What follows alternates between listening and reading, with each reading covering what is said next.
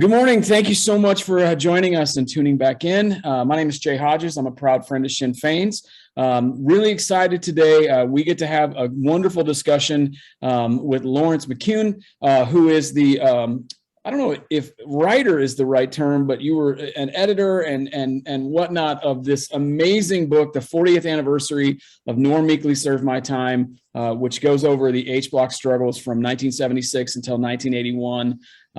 It is an absolutely fantastic read. It is one of my all-time favorite books, and so I'm very excited. Please let me just welcome Laurence. Laurence, how are you doing, sir? Very well, thank you, Jay. Thanks for having me on here. Well, that is fantastic. Thank you so much for joining. I kind of want to start out just talking about the book in general, in just kind of broad general strokes. Can you just kind of tell us about the book itself? Well, the book is, the title at first is Nor Meekly Serve My Time, the H-Block struggle, and the title comes from the Blanket song, which was at the time, I wear no convict's uniform, Nor Meekly Serve My Time, that Francie Brody had written, which is a fantastic song. It was originally written for the 10th anniversary of the hunger strike. I was in prison, I had been on the hunger strike. Situation was now much different, conditions were much different. After a long struggle, we had pretty much the run of our own wings and didn't wear a prison uniform or whatever else. We were able to engage in our own activities, cultural activities. And at that period from 1987 up to 89, I was on the IRA's camp staff and with responsibility for political education, which included so it was cultural activities, and we get into firstly poetry workshops as a sort of activity, more as a pastime, and then discovered there was all this sort of creative energy about. And flowing from that, we ended up with creating a magazine, The Captive Voice of Glór Gofa, which was established in 1989 and continued right up until the prison closed 11 years later. It's published entirely by prisoners and done clandestinely. And the whole idea at the time was about us writing our own history, that other people would write their version of it. And there had been some good publications, very good publications about the hunger strike, particularly 10 Men Dead. Yeah. But we felt that for the 10th anniversary, what we should do is try to compile our own account. And very rare you get that situation where you have people who are looking back on an event who they're either still in prison from that time, like myself, or they've been released and come back in again. So we initially had the idea that we would try to include our comrades in Armagh jail and maybe some families, but it was becoming too complex a project. We had to do this clandestinely, so it was confined eventually to just the H-Blocks. And what we did, I worked with Brian Campbell, who, as I say, had been the editor of The Captive Voice, and we collaborated on a lot of things then and later. And tragically, Brian died in later years after having been the editor of Confined for a number of years after its release. But Brian sent word around the camp asking people to send in accounts, and we initially thought it'd probably be something like a pamphlet, but we were overwhelmed by the response, the writing. Loads of it that came into it. And at that time, we were getting typewriters at a time when everybody outside was moving on to computers and word processors, and typewriters were becoming obsolete. We were getting them in the jail. And we had one to a wing, and Brian and Joe McQuillan started to type up these accounts. Brian doing it with his very familiar finger of each hand. He used to do it very quickly. So that's us around that time writing it up. And the Screws at one time, the prison guards captured a copy of it and confiscated it. Thankfully, we had another one. And finally, the book was put together. Our biggest soul searching at the time was that we had to exclude some accounts because people had maybe duplicated the same sort of stories as someone else. We generally asked people to give us their accounts, particularly their memories of those who had died on hunger strike, but even broader. And so that was agonizing to have to exclude someone, but we did acknowledge them in it. And then really it was about getting it smuggled outside, and we got it to this young girl, Roisin Kelly, who was the sister of Paddy Kelly, who was IRA volunteer killed in Loughgall by the SAS. and his comrades. And again, computers were pretty basic in those days, but the Russians started to type it up. It was all floppy disk, and she was using several computers. And she had it more or less finished, and she sort of floppy disk in one day, and nothing came up like a virus. It just wiped out the whole thing. And she had to start all over again and retype this manuscript. And then the biggest challenge was to get it published. And we thought, maybe even Brandon Press, who printed some of Jerry Adams' stuff, might have been interested. And the word we got back from, we didn't get word from some others, but we did at least get word back from Brandon, who said, well, the story's already been told with 10 men dead, more or less. They also had fears around legal issues because of certain things we had mentioned. And really, I sat there until I got released in 1992. And Brian got released a year later, and we started to try to pursue it on the outside. And thankfully, a small publishing company had set up at the time, Beyond the Pale, or Beyond the Pale Books, as they're now called, who really wanted to publish books that no one else would publish. And that was ideal for us. I think they actually had some quirky saying that you had to show proof that you had been rejected by other publishers, which certainly worked for us. And it was headed up by two academics, Meg Tomlinson from Queen's University and Bill Ralston from the University of Ulster. And interesting to go back to the time that they didn't really make that too public, who was behind Beyond the Pale, because of the type of books that they were publishing, because of people like Sheena Campbell had been shot dead at Queen's University, and other like Bernard Hagan, academic, also been killed, member of Sinn Féin councillor. So to even do that, I mean, I thought it was a great to their credit to take on the project and to get the story out there, because it was at a time when things were still in the middle of a war. The book was published in 1994, which is the year of the ceasefire, and it sold readily. I think we reprinted about 5 times, and then it was reprinted again for the 25th anniversary of Hunger Strike. And then sometime after it, Beyond the Pale just ceased to publish. They published about 40 books. But this year I really wanted the book to be reprinted. I had been in contact with people in the Green Cross, and particularly Bobby's story, and they were fully on board to have it reprinted this year. Tragically, Bobby died in the meantime, it was a huge loss. But fortunately, just at the same time, Beyond the Pale said that they have re-established, and we're back in business, and we'd be delighted to do the reprint. So it's great as always that things have come full cycle again, that the book is back out, that Beyond the Pale are back in business, publishing books that maybe otherwise wouldn't get published. And I think the strength of it is that it is the accounts of people who were there, who lived through it.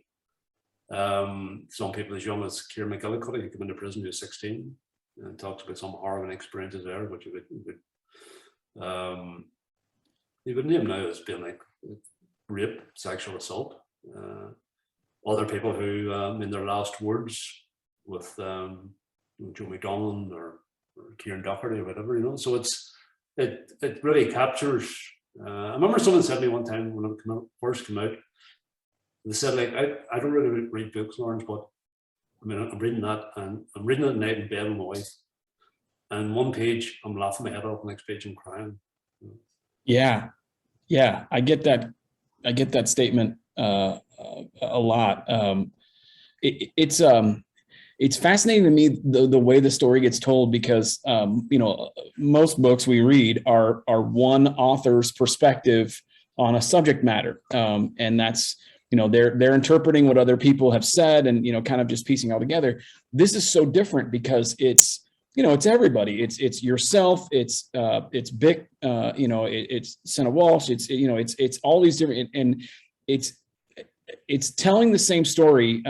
Here's actually, I just described it this morning to somebody and said, I love the documentary series, The Band of Brothers, which was an HBO series that got done that followed Easy Company through their path in World War II. But what I really love about it is the very beginning of it is all of these men who had experienced this, all telling the same story from their own perspective and the way they look at it. And this book, while it predates it and is written well in advance of it, is very similar to that. You're talking about Kieran on hunger strike, and it's three different people's interactions with him and dealings with him, and it's their emotions that get tied to him, and it's the conversations that they had, and it's, you know, it's all these different things. It's the Irish Committee for Justice and Peace and their involvement in there, and you hear Bick's involvement in it, and it's a, you know, as the OC, it's a very different position where he is, you know, staunchly trying to maintain a line and make sure that the hunger strikers are taken care of, and it's just,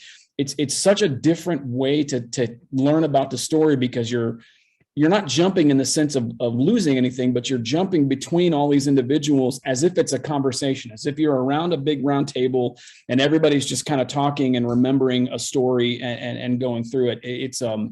It's really powerful in that sense. And you do get the sense of, these are my memories of Doc, you know, of Big Doc, and, you know, of what's going on and my relationship with him and what we were talking about on this night. And so you have this real strong sense of love and camaraderie and just kind of all of it being lumped in there. And the stories just kind of move you through everything. But you do get the sense on one page of kind of chuckling about, you know, something that had happened and people kind of, you know, making fun of each other or, you know, being friends or whatever. And then the very next page is a very real harsh statement about the fact that, you know, Jerry Adams went into the prison at the request of some other people and to confirm that these men knew what was going on, and they did. Or, you know, you have a story in there about a couple of friends that came in, and I believe her name is Mary, and I think that's right. When she was leaving, turning and shouting at you and saying, "Do you understand that you're going to die from this?"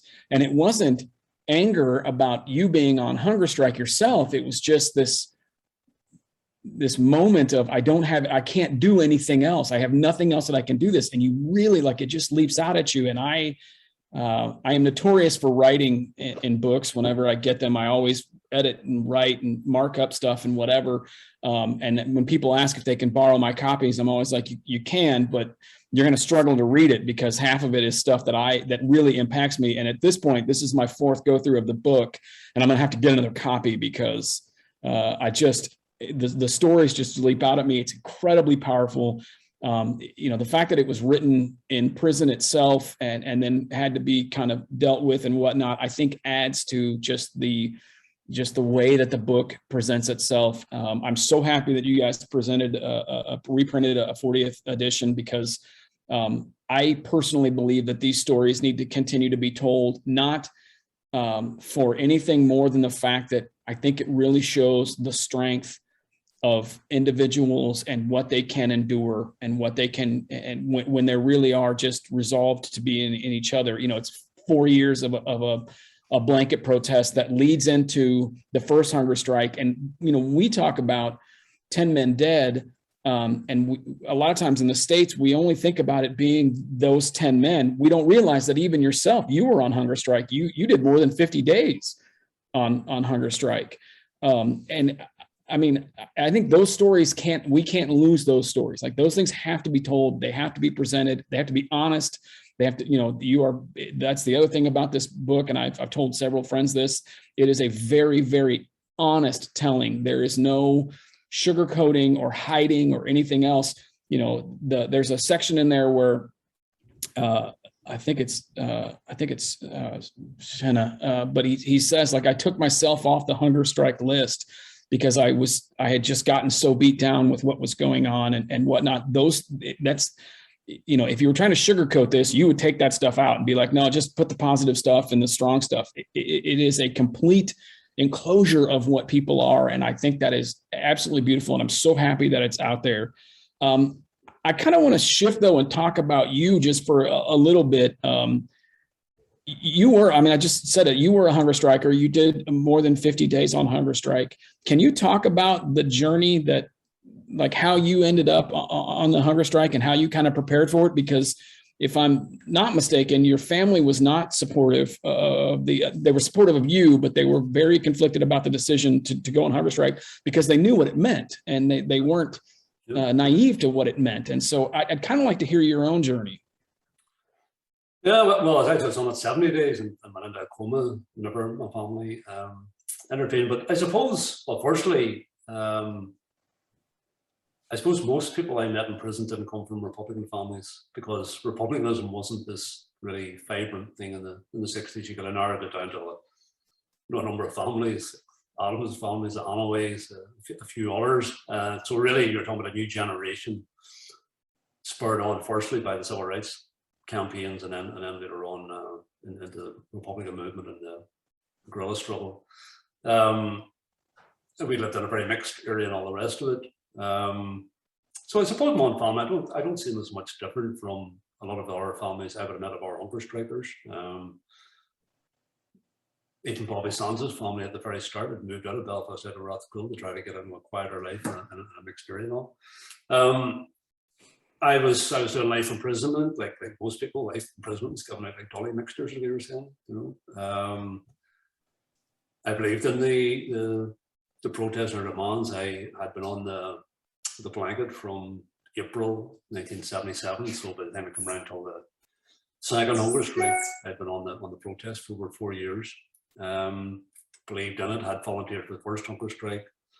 I'd ended up in it for about 3 days, along with a group of 29 others in the jail who went on it after the other hunger strike was on at 50 days. And then we all know that hunger strike ended on the 18th of December, and we were off it. But whenever a second hunger strike was called for, I put forward my name again. And it's one of the things, you volunteered, you didn't know whether you'd be picked or not picked, or when you'd be picked, or what if. My process was I ended up in H4. The hunger strike, by the time I actually joined it, 4 people had died on it, the first 4. And a decision was taken around that time that rather than limit the numbers to 4 on it, because there was 4 on it, and then Bobby died, he was joined by Joe McDonald to take his place, so there'd only ever be 4 on it. But it's decided to increase the number on it to 8, and throughout the month of June in 1981, someone joined it each week. Paddy Quinn, Mickey Devine, for instance. Mickey would join it the week before me. So each Monday, someone joined it. So you in advance the particular date you're going to be joining it. I was told by Vic that it was the OC that I was to join it on Monday, the 29th of June. And I should rethink and all the rest of it. And I said, I was sure about it. And then I got a COM, as we call it, the small communications, of smuggled cigarette papers. And that was from the Army Council, IRA's Army Council, saying, "Comrade, you have volunteered to participate in the hunger strike. This will most likely mean you'll be dead within the next 2 months. Rethink your decision." Sort of ad-libbing, but that was the gist of it, Army Council. And if you hadn't thought about it seriously before, that certainly would have made you think seriously. But like everybody, all you could do is be as sort of, I don't know, truthful to yourself, or think through what you could do in those final moments. But no one's ever been there, so no one really knows. So you're in that sort of a situation. But I still thought that it was something that I wanted to do. My family had been aware that it was on obviously the previous hunger strike at the very end, just that 3 days, so they knew my outlook on hunger strike. It was a difficult decision to tell them. I always had a very close relationship with my mother, even though I was away from home on the run when I was about 17 and a half, after I joined IRA. And throughout the whole prison struggle, even when we weren't getting visits, there was always a very close, and probably close relationship with my mother, like most other family members, and generally was women who carried the protests. We were out building the Relevant Action Committees, RACs, the Anti-H-Block Armagh Committee. Those women who were chaining themselves to iron railings outside Downing Street, were going to Champs-Élysées and Paris to do protests. They were the people who led, who were the backbone of it. So my own mother probably would have become a very quiet woman, but probably became radicalised during that time, or certainly understood it, and never at any time did she ever ask me to come off the hunger strike, even though it was obviously devastating her. Anyway, I joined on the 29th of June. 4 people already died. Joe McDonald died very shortly after the Irish Commission for Justice and Peace. I got to see Joe up in the hospital when we were attending those meetings. And then Martin Hurson died very suddenly, very quickly. So by the time I was moved up to the hospital, they moved up after at least 3 weeks. I think I was on almost like about 30 days moved up. So I was there in the hospital for the death of the following 4. I was there whenever Jerry came in, and yes, and Jerry did come in and said, look, if you were to end the hunger strike now, the Nationalist People of Ireland would have nothing but respect for you. There's no deals on the table, under the table, or anywhere else. There's nothing, there's no negotiations or anything. If you remain on hunger strike, all of you around this table will be dead, and most of them are. Tom McElwee and Red Mick, Kieran Doherty wasn't able to attend that night, and Kevin Lynch. And really, I suppose the progression went on. Each one dies. Well, we hadn't noticed at one stage. Well, you know, you're just getting weaker and weaker, and we always had a thing of getting out of bed and trying to walk up at 8, maybe had to hang on the wall, or there was an orderly there. There's a Protestant guy, but he had been a great help to all of us, right through from Bobby Sands onwards.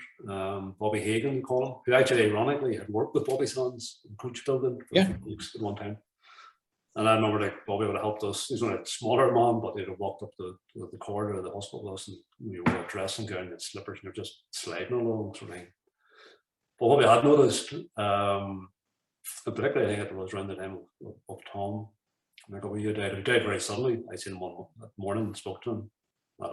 By lunchtime he was dead. Was at the latter stages, if you continued for a latter stage, that your bowels opened, and that was a very lengthy and very painful process. It was almost like the reverse.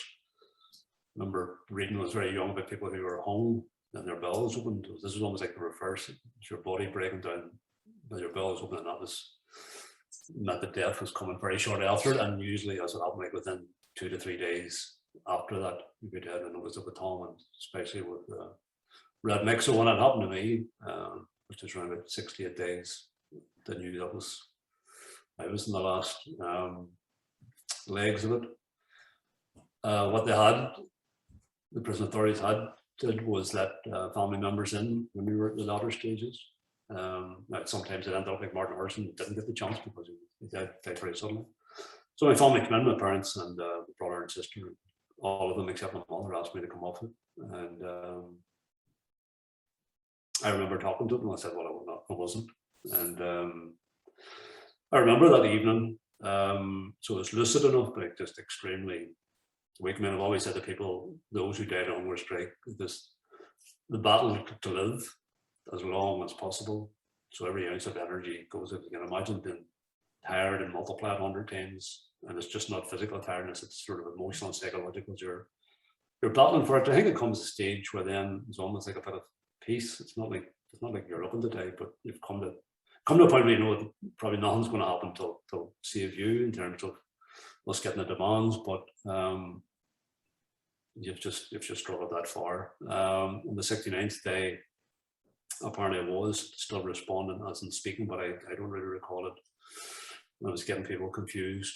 What I did remember, and I write about it in Normandy, is the last conversation I had with my mother when she came in that time, and she's sitting on her own with me, was she said, you know what you have to do, and I know what I have to do. And my mother was a very quiet, soft-spoken person, probably had a great religious faith, but not something she would have shoved down your face. And it didn't make sense to me at the time, but I think in hindsight it did, which was that she wasn't going to prevent me or ask me to come off hunger strike. I had to do what I had to do, but if I ended up in a coma, then she would do what she thought she should do. And at that time, a number of families had already intervened when their relative lost consciousness, and it was a whole campaign. It was pushed by Father Fall, etc., and the British government, of course, latched onto it and really pushed this idea that a good mother or a good wife would save her husband or son. Yeah. Anyway, on the morning of the 70th day, which I don't recall at all, obviously, a very sensitive, the doctor goes around and checks like reflexes and all. There's nothing, no response, and at that point, he pronounces me in a deep coma, and at that point, power of attorney, as it's called, shifts to your next of kin. So next of kin can authorize medical intervention. which is what happened in the hospital. Had these really huge syringes full of just glucose and whatever else that they always had ready throughout the whole hunger strike in case there was any breakthrough and some hunger striker was on a critical point. And apparently they jabbed them in their legs. And then I was taken out to the intensive care unit in Royal Victoria Hospital, which is where I regained consciousness with the woman still was blind by that time. I just heard this voice, a female voice, and she was telling me where I was. There's British soldiers in the bed. I couldn't see them, but I could hear their voices. And then I realized what had happened. That my mother had authorized intervention. But I was at a point where, at the time I weighed 7 stone, which is 98 pounds. But I've said to people, people saying, were you really relieved to be alive? And it's like, it's hard to describe it. It was neither happy to be alive or sad to be alive. I just knew I existed. It was a really strange place to be in. And I think it is that thing where you've used every ounce. It's not just not physical energy, but it's emotional and psychological, just to keep going, and until you slip away into death, and then to find you're not actually dead now, and well, what was going to happen the next day or the next week or whatever else wasn't really in my mind. After that, I was moved to Musgrave Park Hospital, to the sort of secure unit there, military unit, where some of the others who had been on hunger strike were already there, Pat McKeown and Paddy Quinn and Matt Dillon, and was there for 3 weeks. Was brought back to the jail. I was still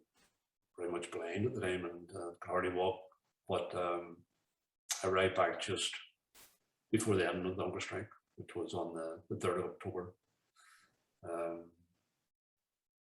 Which I'm curious, when you are taken back, you are, I want to recap this because I want to make sure that people who are watching understand the severity of it.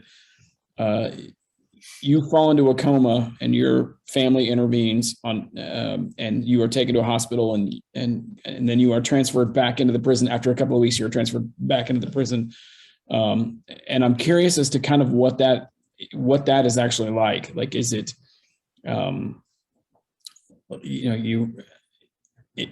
the emotion, first of all, you're one of the strongest people I've ever had the privilege of being around or speaking with or anything else. And I actually had somebody in an argument once say, I can't believe you think so highly of these people. And I looked at him and I was like, I can't believe you don't. The strength of someone, because you were what, 26? Is that right? 24. 24. So you were in your early 20s to have the strength and fortitude and just resolve to go through that is astonishing. Like, that's just not, as strong as I am about a lot of things, I don't believe I am strong enough to actually have endured that. It is something when I talk about it and people kind of, tilt their heads and they don't really understand. I'm like, you have to see them. It is such a strong thing inside of a person to do that and to have that decision and to make that resolve. It is something I'm just in awe of every time. But when you come back in, how do you kind of wrap your head around it and process it all? Like, I mean, I'm 45 and I don't think I could process that as well as what you and others have done. You, Paddy Quinn. I mean, there are others that have all, and I'm just such in awe of it and whatnot. So kind of just, how do you, your hunger strike ends, but how do you process and then kind of get back into quote unquote regular life? Well, I think first of all, I mean, the hunger strike has to be understood in the context of the 5 years of protest, like intense protest. I mean, really intense. So I didn't watch for 3 years from March 78 up until the day after Bobby Sands was on his hunger strike in March 81. You're talking about beatings, you're talking about starvation, you're talking about everything, but a real bond of solidarity that was going up with people. It was really the group. which is really what the book is. It's a collective story, but told through individual voices, but it's a collective. Well, I read back, well, I mean, body was decimated. It took me probably 3 or 4 years physically to sort of even come back into some sort of physical fitness, even just to walk properly or to sort of jog around the yard. But I think again, because I mean, there was a lot of obviously sadness at the end of the hunger strike when it ended. There was relief by, I think, everybody there who were seeing, not just comrades but friends die one after the other. So there's relief that that had ended. Disappointment, obviously, that we hadn't got the demands that we wanted, but we got the one demand, which is the right to wear our own clothes, which was the most important. Symbolically, we said we never wear a prison uniform. That's the title of the book. We're meekly serve our time.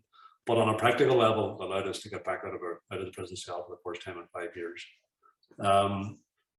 I have been able to be part of the process then over the next few years of striving, because the other thing, whilst there was sadness and relief and all the rest of it, there was this determination we were going to get our outstanding demands. We would use any tactics, bar none, to get them. We would build on the sacrifice of our 10 friends. And that's what we did. And I think being part of that process, first of all, it's empowering.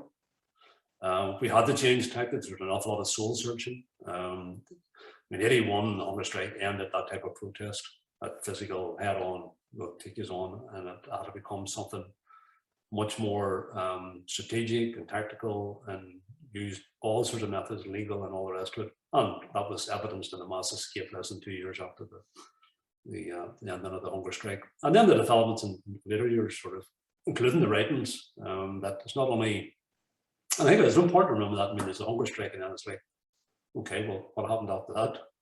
It was all this other growth and development and political development and maturing to turn the H-Blocks into what it, I mean, Thatcher wanted to be the breakers' yard for republicanism. It turned into one of the most intensive politicization training camps that I reckon I've ever had, and it broadened out from, I mean, so it was about political activism, and it was about learning. I suppose only later years we learned the impact that the hunger strike had in other countries. We formed links with other countries, including with, obviously, the links had always been there with America, but that changed on that broader understanding of what our struggle was about, and actually what our struggle meant. I suppose that was a big eye opener. We suddenly realized that an awful lot of people around the world had their eyes on Ireland and what was happening. It's interesting you make a comment about kind of the prison was a training ground, and kind of an education, and I know there's I wouldn't say it's a joke, but they people say, all right, Long Kesh University, like that's a phrase I've heard more than once. It's funny to me also because that's kind of the legacy of this tragic story that gets told. I mean, you have the blanket protest, which leads to the first hunger strike, the British government's complete denial of anything coming out of the first one immediately leads to the second one, but the second hunger strike leads to all this other change. You have the change in Sinn Féin on the outside to become more politically active and involved. We had Jim Gibney on, and that was a lot of fun to talk to him and Danny Morrison as well about those things. But you also have these guys who are, when they are released, like yourself, they become active. They don't get released and then kind of disappear. They become very active in the community. They become very active in what's going on and advocates for change and whatnot. And I think that is a beautiful legacy of the hunger strike, is that it actually, while it is tragic and it is sad, it is what actually has helped us kind of push and lead to the next stages. And the next stages are beautiful, and they're what's coming. And I mean, as everything kind of happens as a response to what's happened before it, it's how you end up now with, bluntly, with Sinn Féin as the largest party on the island. And it's, with the United Ireland vote inevitability at this point in time, it's also where you see, in my opinion, a lot of the United States congressmen like Brendan Boyle and Richie Neal and a lot of members of the House who are saying, to the British government, like, you're not going to do whatever you want to do. All of those things happen because they are built upon what has come before them. And that all traces back to this time and the H-Blocks and what was going on there. And it is such an amazing thing to see kind of how it kind of lays out. It isn't segregated events, which is how we think about it. We think about the escape being just the escape, but you wouldn't have had the escape if you hadn't gotten the 5 demands that being met from the hunger strikes. So it's a direct correlation between the two of them. Yep, totally. Yep. Well, I got one quick question for you, and I want to ask this, and then I'll let you go. I thank you so much for your time, and I really do look forward to seeing you hopefully very soon and being able to come over. But if you had to tell somebody one story from this book or from your own experience, either one, what would it be? What would you recommend to somebody that they, how would you tell them, this is what I would want you to know? Well, I think it'd be that regardless of the all the oppressive forces around you, I mean, I think the thing that I learned particularly in it was it makes you dig deeper into yourself and ask the question, what are you really about? Not what other people think you're about or whatever. And I mean, while I was in prison after the hunger strike, and when I got out, I did education, I did a doctorate about the jail called Unrepentant Fenian Bastards. It sits in the shelves of Queen's University, which I love, which is the history of the jail from it opened to it closed. But it was actually that period of during the blanket protest when we had no access to educational material, books and all the rest of it. It was the most educational period of my life because it made me sit and think about all this nonsense in the head. It was totally contradictory. What's your opinions on this? What's your opinion? Well, that's contradictory to what you said last week about this, because all we had was dialogue and communication with one another. So you couldn't walk away from an argument, sure, not return. So it's that thing about learning about yourself and sitting down to sort of say, well, what am I actually about? And being clear on what you're about. And once you have that clarity about yourself, then I think that gives you the strength to do what you have to do. And so you can apply that today. Like, don't be, trying to be what somebody else wants you to be, or what you think is the modern thing to be, or what the marketing forces tells you should be doing, or should be wearing, or should be whatever. Just take a wee bit of time out and think for yourself. What are your core principles? What's your core values? I mean, my father was a very simple man, fan driver, but he had a very simple philosophy, which I thought about in later years. Both my parents died not long after the hunger strike. My mother died 2 years after, and my father another 5 years later. But he had a thing: if you can't do someone a good turn, at least never do them a bad one. So it's, I just want to say to people, just know yourself and be comfortable with yourself and love yourself a bit, and you'll be okay. Well, thank you again. Thank you so much for everything you've done for this book, but then also just, all the work that you've been doing. It's amazing. And I can't tell you how much I appreciate you taking time to sit down with us and kind of go through some things. Thank you, Jay. And thanks to take this opportunity. Thank everybody in North America who did so much for us during that period of the blanket protest and hunger strike, and since then, but particularly at that time. Well, you will be in our thoughts as we move forward. You can pick up Nor Meekly Serve My Time at the Sinn Féin bookshop online. I think you can actually find it on Amazon too. I heard that just recently, so I'm hoping that that's correct. But if not, definitely sinnfeinbookshop.com. It is absolutely something that will brighten and change kind of your whole thought process. And it's an amazing book. I can't recommend it enough. And I really encourage everyone to get out and get a copy. Until next time, once again, I'm Jay Hodges. I'm a proud friend of Sinn Féin's. I want to thank you very much for tuning in. Please share this video with your friends and your family, your Hibernian brothers, everybody around the country. Please do us all a favor and share this around. Until next time, Salon.